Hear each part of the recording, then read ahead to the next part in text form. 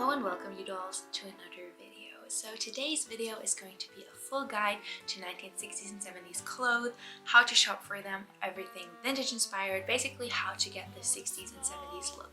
And I've made a video kind of like this before, but one question that I get asked over and over again is how do you shop for 60s and 70s clothes in plus sizes? I personally, unfortunately, don't have the experience to share that, so I really don't have any point to make here, but that is why I asked my wonderful friends Floor and Tess to be part of this video. They're both amazing, mid-size, plus-size girlies. They both dress in the 60s and 70s, and I figured it would be really interesting to also get their perspective. I feel like I'm going back in time to another time in my life, another YouTube time in my life. Hi, I am Tess, better known as Safety Tess on the internet. I also run a vintage store that is size inclusive called The Costume Crowd. Hey guys, my name is Floor, or Flo, you may also know me as Miss Flojo, and I've been asked by Emma to give you my personal advice on how to find vintage clothing if you're plus size. So get yourself a drink, get comfortable. So the first thing I would recommend, it doesn't matter which size you are, male, female, doesn't matter at all. The first thing that I would always recommend you is to go on Pinterest, just go online to a library and do some research. The 60s really have a wide variety of styles, and so do the 70s, and it basically just comes down to what you like. You can try a mod style, a beatnik style, all of that, but I would just recommend you to study the look so that later when you go shopping, you kind of have an eye for what works. I would really focus on color schemes that you might like. I would also focus on all things shapes, different shapes of buckles, different shapes of collars, sleeves, all of that. Lengths that were popular, maybe prints that you see over and over again, accessories. I would just kind of try to narrow down what is the distinct look of the time and then also what you really like. So as said, dagger collars, white sleeves, anything like this. Velvet was popular in the late 60s, in the mid 60s, definitely more of like a geometrical pattern craze. So basically just try to pin down what you really like. And before you actually go out to buy anything, because maybe you're just starting out to dress vintage, I would go all the way through my closet or your closet and just see what you have and what you can use. There are a ton of pieces that are modern and that were popular maybe 5 years ago, 10 years ago, this year, that still work for a 1960s or 70s look. For example, ballet flats are currently really popular in the 60s. Mary Janes were popular, and you can definitely switch these styles. It definitely works really well. Fur coats are currently on trend. That was a popular 60s style. I feel like turtlenecks are something that never really goes out of style. The ringer tees, there are just so many pieces, all sorts of mini skirts that you can probably make use out of your current wardrobe. So just make sure that you get all of these and just really know what you already have. One more thing that I think is important is to know all the details and accessories. A lot of the time a look looks really distinct for the time period because the accessories are right. For example, you're wearing colored tights with something that was popular in the 60s. Maybe a scarf, toggle, big earrings. The same goes for makeup and hairstyling. You could wear a very modern outfit. If your hair is all dolled up in like a 60s look, you're wearing these cut creases, you're basically doing what I am doing, it will automatically give you a very 60s and 70s feeling. If you're more for like a 70s hippie look, try that very, very natural look, no makeup, a bunch of necklaces layered. Just know that not only the outfit, but usually the appearance at all makes the look. So now for the actual shopping. I feel like shopping for 60s and 70s, there are 3 ways to do it, at least for me. Number 1, go into a thrift store, antique store. Number 2 is to go online, eBay, Vinted, buy your used pieces there. And then number 3 is to buy vintage inspired brands. So at first, thrifting. I think thrifting is really good if you just get into it because you can just browse the store and kind of see what you're looking for, what you really gravitate towards. You can always check the tags. Usually the tags are really telling if something is modern or not. If something, for example, has an email address, a website that's not vintage, just look for like vintage tags. I'm just gonna put up some examples here of vintage tags and how you can identify them. Same goes for shoes. You can definitely tell if a shoe is older or newer. So for example, I have these shoes here just because I'm wearing them today. You definitely can tell that they're vintage, but then you could also look for something like that that might be modern but just has the look. So for example, these shoes, these like velvet little Mary Janes. These aren't vintage, but they definitely have a vintagey look to them. So just make sure that you kind of know the shape and the styles that you're going for. I've personally found some great pieces at the thrift store. It is inexpensive. You can usually find things like tights for like 10 cents usually. Scarves are great, hats, purses. I really have found a lot of luck in these departments. Also with clothing, mini skirts, blouses. I personally just know that like a thrift store sometimes can be overwhelming. There are so many pieces and you kind of have to sort through everything. But I think if you're just starting out, that's definitely not a downside because you just get the variety of things and you also see if there are several pieces that fit the 60s and 70s, if there's something that you like more over something else. I would just, as said, look out for the shapes, the patterns, all of that. My next tip is to not only look in the vintage section but look in the entire store. I've definitely come across some great pieces that were definitely from the 60s and 70s in the regular section. Just always think that the person working there might not know that much and they think that this is a modern piece, but it is not.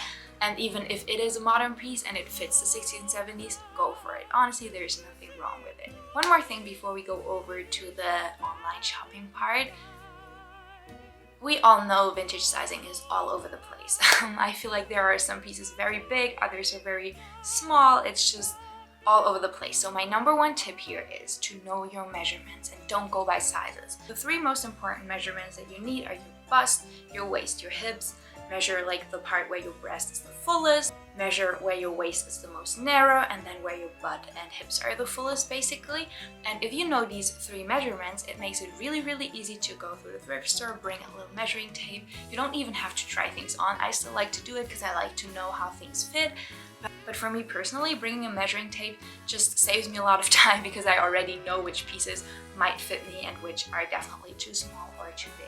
Two more measurements that might be interesting are your shoulder width and the inseam. So for the shoulder width, just go from one shoulder to another. The inseam go all the way up between your legs and then all the way down to your foot.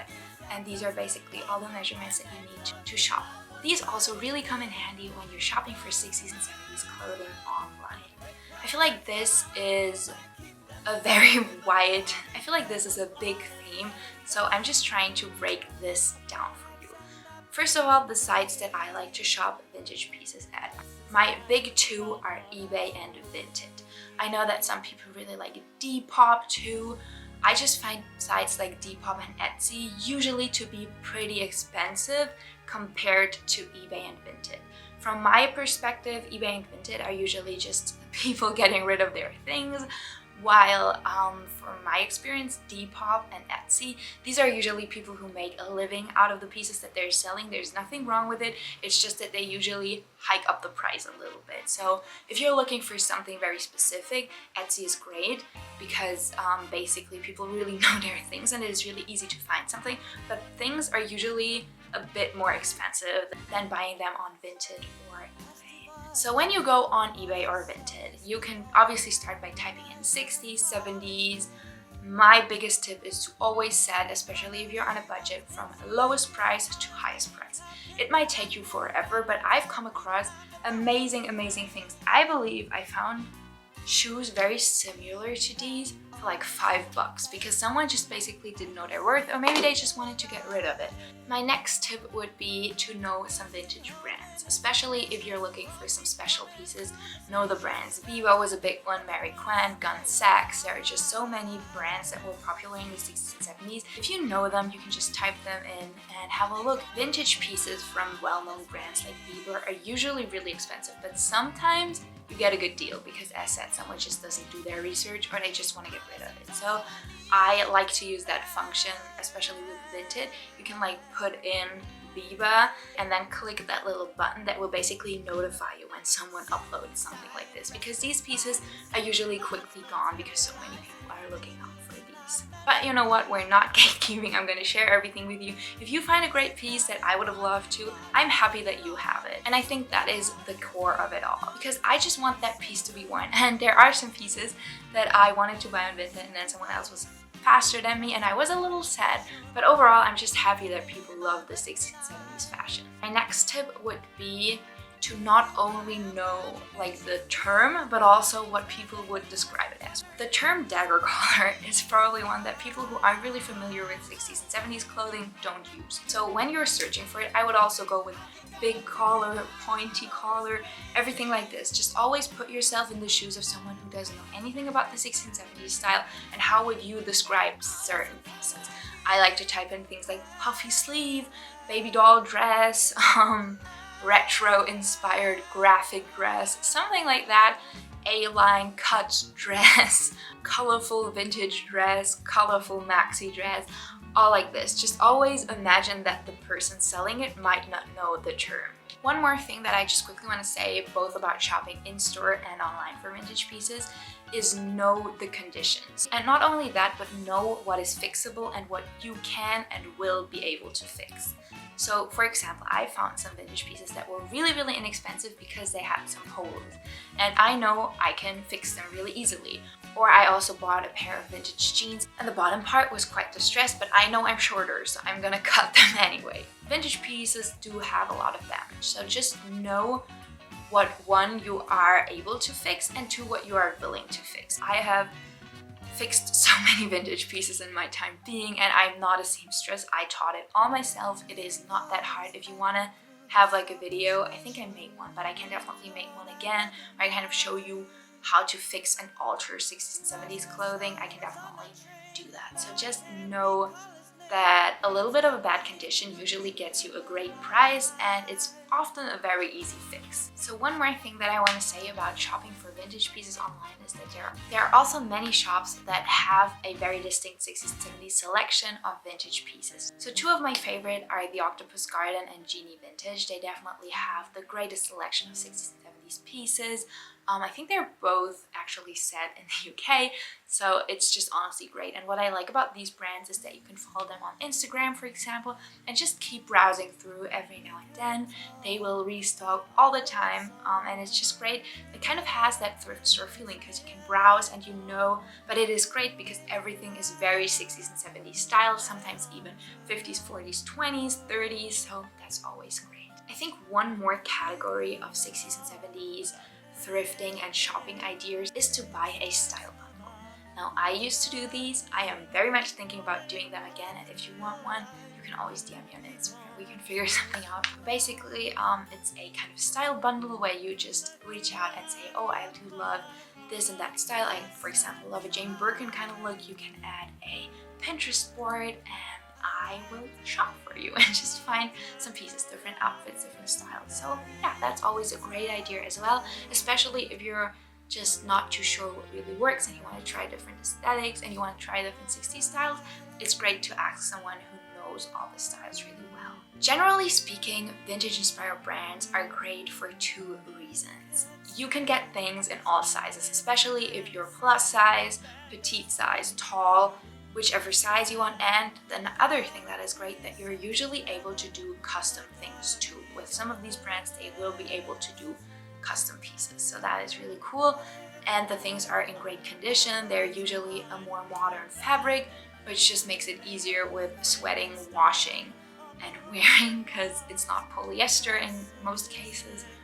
So yeah, it's a great way, and it's also a great way to support small businesses. Hi, Editing Emma here. So basically including all of my favorite vintage inspired brands in this video would just be too much, because I really want Tess and Floor to talk everything, share all of their tips. So this is definitely an idea for a future video. Leave a comment down below if you want to hear all of my favorite vintage inspired brands, and also maybe all of the shops that sell 60s and 70s pieces on Instagram, Etsy, that I just really love. Let's go on with this video. So this is all the knowledge that I have to share with you today. Let's hand it over to Tess and Floor and all of their amazing tips and tricks. Emma asked me to contribute to this video with some of my tips and tricks on finding 60s and 70s clothes in the thrifting world for plus size. I am plus size. Oh my goodness. Isn't it great? I wanted to be concise and intentional about the advice that I was giving. I've been focusing on vintage clothes for almost over 25 years of my life. I grew up in a vintage world. I've worn vintage clothes since I was a single digit. I have definitely perfected my own personal style. Number one on my list is sizing is fake. Bring a measuring tape. Sizing is fake. I try on everything. As long as I know I'm not going to ruin the item trying to pull it over my body, I'll try on everything. I don't care. I don't care what the label says. That shirt is my size. Trend cycles can be your best friend. And I'm not talking about trend cycles that we're living through, but trend cycles that happen in the 80s, 90s, and early aughts. The 60s and 70s decades are farther away from us. When I was thrifting when I was younger, I had much more of an ability to find 60s and 70s things because the time period was closer to the time period when I was thrifting. Do I want to be mod? Do I want to be psychedelic? Do I want to be glam? Now, I don't think that you should have to pick, but you can also focus on things that you're looking for to build in your collection. I feel like I find out a lot when I meet people who love the 60s and 70s and wearing clothes from the 60s and 70s that they immediately do not like the 80s.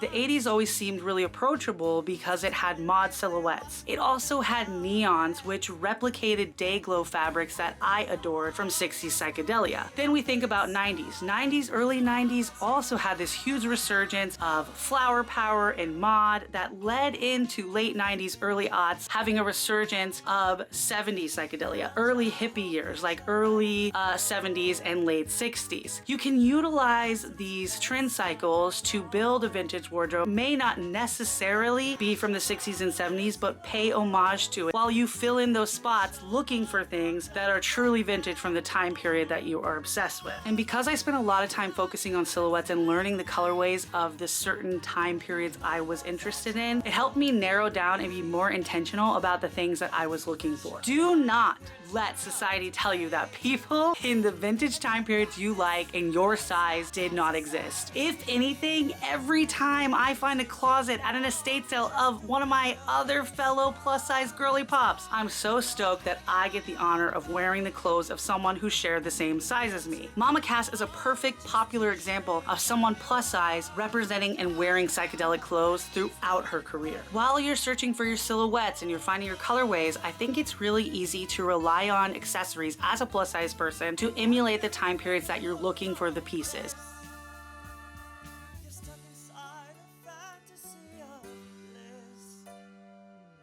Day glow scarves are something I look for all the time, and also a accessory that I love to wear even if I'm not wearing something that necessarily has all these vintage elements. Being plus size and searching for 60s and 70s clothes has an air of discouraging to it. You are told that plus size clothes do not exist in the time period you like. You're told that plus size clothes do not exist in a second-hand world. So rely on accessories while you're focusing on your collection can give you some peace while you're trying to build something for your rock star wardrobe. One of the biggest ones that I try to follow myself and wish I followed more when I was looking for my own personal style was that I don't have to be a purist. I can have fun. I used to put on incredible outfits that would have actual 60s pieces in them, and I would say in my head, these are not 60s enough. The speed of social media and the internet that you see the best of the best. I am also an example of this. When you go to Safety Test page, you will see all of my best vintage. You're gonna see it all on my feed because I wanna show it to you. But that does not mean that my closet only has 60s and 70s clothes, and that is okay. It's okay to wear a modern shirt. It's okay to wear modern shorts. It's okay to wear something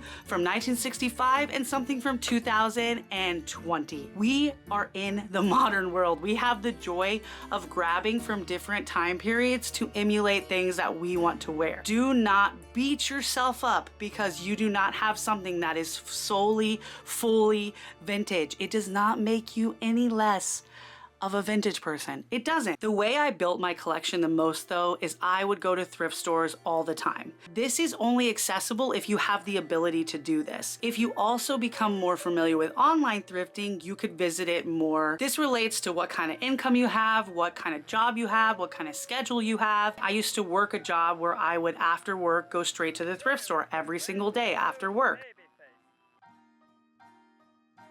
Now I work full-time in the music industry, so the way I utilize thrifting and going to it more often is by going into thrift stores on the road or while I'm traveling. I use them to go to the bathroom, and I'm focusing on American thrifting because North America is where I am from and where I live, and that is the thrifting I'm most familiar with. My biggest tip for online thrifting is keywords. What you're looking for is what you want to type. If you are looking for a olive green vest, type that in. Utilize the ability to interchange out different definitions of what plus sizing looks like. So this is either XXL, XL, 1X, 2X, plus. I use plus in so many of my searches, including keywords like psychedelia or glam, or if I'm focusing on a texture or a material, I will focus on plus sequence, vintage plus sequence. The things that you want do exist and they may take time. If you implement the idea that all of the items you see in the thrift store could have the potential to be representing a time period you like, it will help you flourish more. I recognize that I have an incredible collection of true vintage items that are from the time period that I like to wear clothes from. I'm currently wearing a 70s rainbow dress. I've got this 60s scarf on, and I am representing the time period I love while also wearing clothes from that time period. But if you were to look in my closet and you were going through it like you were just the vintage police, you would find items, a lot of items from the 80s and the 90s and even the early aughts. As a plus size person, you will have a better experience cultivating your personal style while also hopefully finding true vintage along the way. Become a research kit. I know so much about seams and buttons and threads and patterns and colorways representing the time period I want to accomplish. And as a plus size person, going into a thrift store and being able to be intentional about the items I'm looking for while also believing that sizing is fake has made me unstoppable in a world that told me I was never allowed to wear the things that I wanted to. I was so serious. The biggest tip is that sizing is fake. 60s and 70s exist in your size. I'm talking to you. I'm talking about any size. Look how much room is in here. This is a thrifted dress. You are worthy and you are valid of these experiences to wear these clothes in a time period you love. You are worthy of these experiences to wear the clothes from a time period you love. And to be fair, there's room for error. There is room for discouragement. There is room for even giving up. You can always come back from it. You may see like upcycles or DIYs, or you may even meet people in the vintage community that are making items smaller so that they fit them if they find something larger. When we do see this, there is a way to advocate for letting people know that they should leave those items for people who could fit into them, but just because someone cuts something up does not mean something bigger does not exist for you. I'm telling you, know your measurements, know your colors or your time period, and become the Sherlock Holmes of the thrift store. I think I've also learned from getting older and continuing to buy items online as well is that I become more comfortable with spending more money as well. And I'm not talking about in the realm where there's like maybe a popular vintage store that has a plus size item that is in like a 3-digit cost. I'm talking about recognizing that if I buy something from the 60s that is in my measurements, that is 60 years ago, buying something that may cost the same price as buying something new that accomplishes what I'm looking for. If you ever feel as though you were lost in the world of plus size vintage, feel free to DM me, reach out and talk to other people that are plus size that you see in a community that own things that align with what you're looking for. We're all collectors, we're all on a rock floating in space, and I'm here hoping that I can provide or help someone feel less alone in this experience of looking for joy in the clothes we put on our body. I love you all. Thank you so much for allowing me to be in this video. Bye! So here are 5 tips from me. Tip number 1, know your measurements. This is important for anyone buying vintage really, But especially when you're plus size, it can be super tricky to go off of what the seller is saying in the description of an item you like. So make sure you have a note on your phone or a note in your notebook, whichever you prefer, stating your bust, waist, hip, torso, thigh, calf, and inseam measurements. This will help with selecting clothes that actually fit you and that you don't have to squeeze into, especially when it's a more rare piece of vintage, and it can be very disappointing if it doesn't fit, especially if you don't have measurements to compare. So always ask for measurements so you can compare them to your own. Tip number 2, don't be afraid to look into men's vintage. For example, this shirt I'm wearing right now is actually a men's shirt, and I mean, you can kind of tell because it's a little bit boxier and less fitted, but generally men's vintage can be super cool. And why limit yourself to just one category? Because life's too short to wear boring clothes, right? Tip number 3, make sure you know which kind of fabrics feel the best on your body. With all kinds of vintage and all kinds of body types, it's important to know this, but when you're plus size, it can be especially uncomfortable to wear super synthetic fabrics or like fabrics that cling to your body too much. I know I've had my fair share of failed experiments with synthetic fabrics. What I suggest you do, find out the names of the fabrics that you prefer wearing. For example, this is a really nice cotton fabric. It's really airy, it's great for whisking away sweat when it gets warmer. Same goes for linen, which I also really like wearing when it's hot outside. I also like wearing leather, and leather is of course one of the most sweaty materials there are. I've learned to tolerate this through exposing myself and wearing it every so often when I can bear it. So if you want to get into wearing fabrics that aren't generally as comfortable, an added bonus tip to this, just expose yourself to it. Like small periods of time and you'll get used to it. So just see where your own limit lies with wearing these kinds of fabrics. Tip number 4, keep a Pinterest mood board or a folder on your phone of saved TikToks and Reels, whatever you get your inspiration from, and look at creators on Instagram or on TikTok or on Pinterest whose outfits or style you admire. I've been doing this a lot recently with Courtney Koppa. She's an icon for vintage fashion and just general rock and roll style or aesthetic that I'm looking to incorporate into my style. So find out what the aesthetic you're wanting to style yourself after is, and don't be afraid to try things out, because if you don't know what you don't feel good in or what you think doesn't look good on you, you'll never really get to the point where you're certain when an item of clothing is your style or not. So this shirt was a general big jump for me, or it would have been like 2 years ago, but I couldn't be more happy that I own it now. So don't be afraid to think outside the box, don't be afraid to try things out.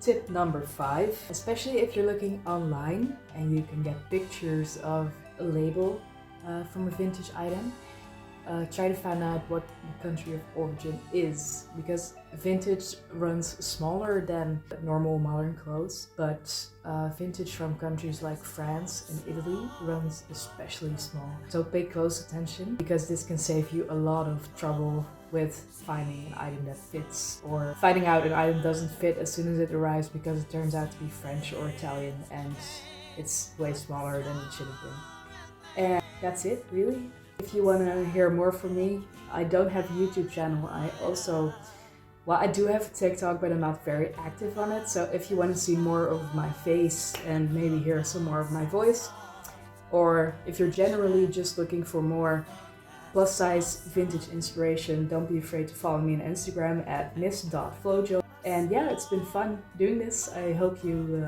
found my tips useful. Bye. So that's it for today's video. I want to thank you for watching, and Tess and Floor for being part of this video.